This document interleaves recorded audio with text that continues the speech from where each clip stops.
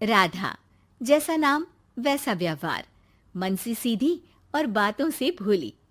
सौतेली माँ ने बहुत बुरा व्यवहार किया, लेकिन पति। माँ, क्यों तुम राधा को हमेशा बोलती रहती हो?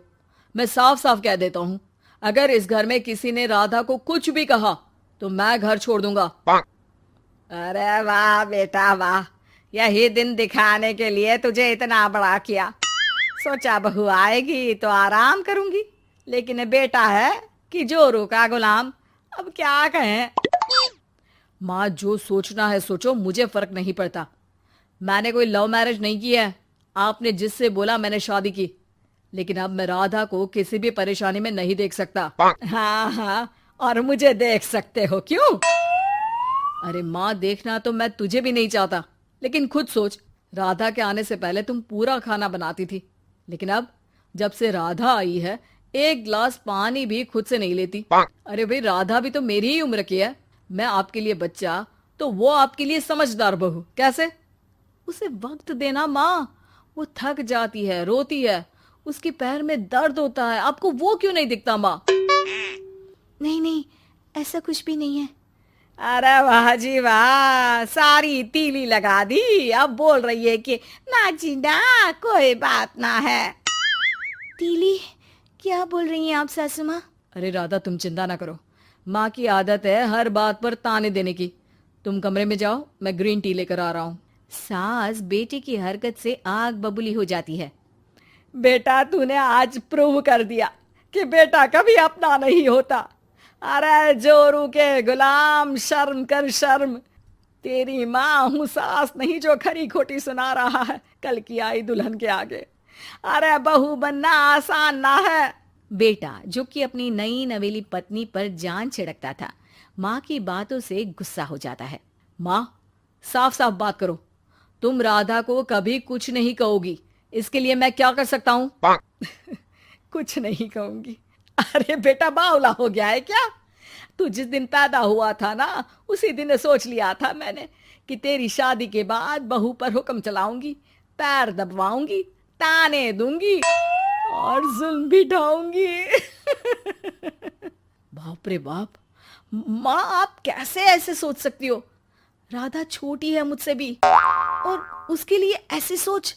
अरे बेटा, एक बेटी का बाप और माँ उससे बचपन से ही सहनशीलता सिखाते हैं, जिससे कि वो कुछ भी सुनने के लिए तैयार रहे। वो जैसे ईंट होती है ना, शुरू में जितना पकाओगे आगे जाकर उतनी ही मजबूत बनेगी और बुलंद इमारत बनाएगी, समझे? देखो माँ, मैं कोई मजदूर तो हूं नहीं, इंजीनियर हूं, वो भी बड़ी कंपनी में। चलो, लॉकडाउन के कारण मैं घर से काम कर रहा हूं, तो आज से मुझे ही अपनी बहू समझो, लेकिन राधा को कुछ भी कहने की जरूरत नहीं है।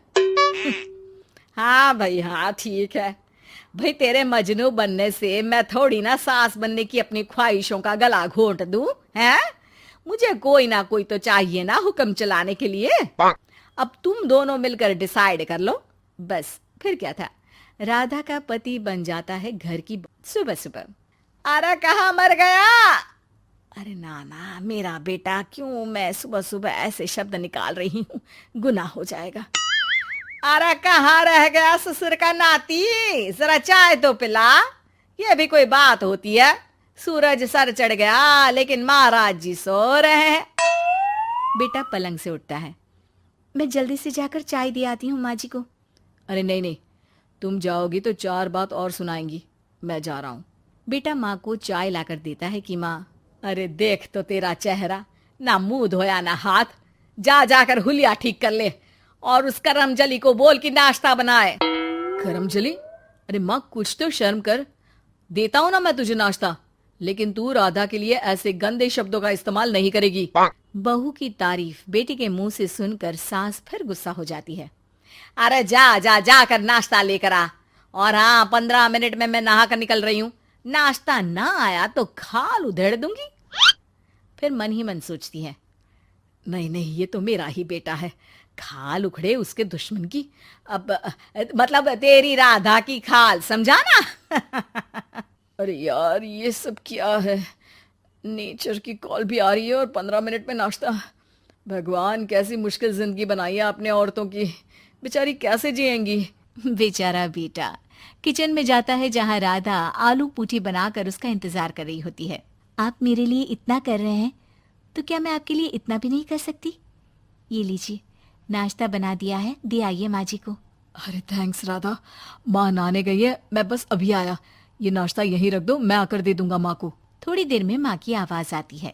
अरे कहाँ रह गए? 15 मिनट हो गई, नाश्ता कहाँ है? बेटा हाथ में वही आलू पूठी वाली थाली लेकर खड़ा हो जाता है माँ के सामने। ये रहा नाश्ता, लो खाओ। माँ थोड़ा सा खाना खाती है और फिर छी छी, ठंडा खाना यही सिखाया है तेरी माँ ने? फिर थोड़ा सोचकर रुक जाती है। इसकी माँ तो मैं ही हूँ, खुद पर ही सवाल कर रही हूँ मैं। नाची ना। अरे बेटा, नाश्ता गर्मा गर्म अच्छा लगता है, खास करके पूड़ियाँ। पूड़ी तो छन से छने और टन से प्लेट में आ जाए। देखा माँ, जो बातें आप राधा को सुनाती हो वो अपने बेटे को सुनाने में कितना दुख होता है। तो जैसे आप मुझे सोचती हो वैसा ही राधा को भी समझा करो ना। अरे जितने लाड प्यार से आपने मुझे बड़ा किया, क्या उसकी माँ ने नहीं किया? हाँ हाँ पता है, उपदेश मत दे। लड़की का काम ही क्या होता है? खाना बनाना।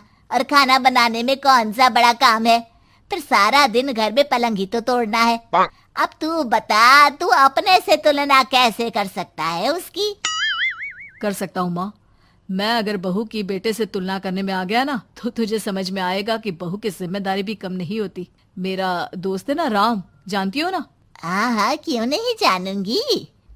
उसकी बीवी और माँ में नहीं बनती। बीवी ये मोटे मोटे ताने सास को देती है और सास उसे। हाँ हाँ तो फिर क्या, घर ठीक से चल नहीं पा रहा था। सास कहती बहू काम सारा करे, बहू का कहना था कि सास मदद करे। ऐसे में बेचारा न लंच लाता और ना ठीक से खा कर आता। नतीजा, बीमार रहने लगा। ऑफिस की नौकरी गई, खर्चा खाना सब बंद। कर लो अब सास बहू की लड़ाई। बेटा बीमार घर पर बैठा, पैसे की आमदनी नहीं। बहू भी कभी मायके कभी ससुराल। अब तो सुना है सास बहू की ही कमाई खा रही है, वो भी तानों के साथ।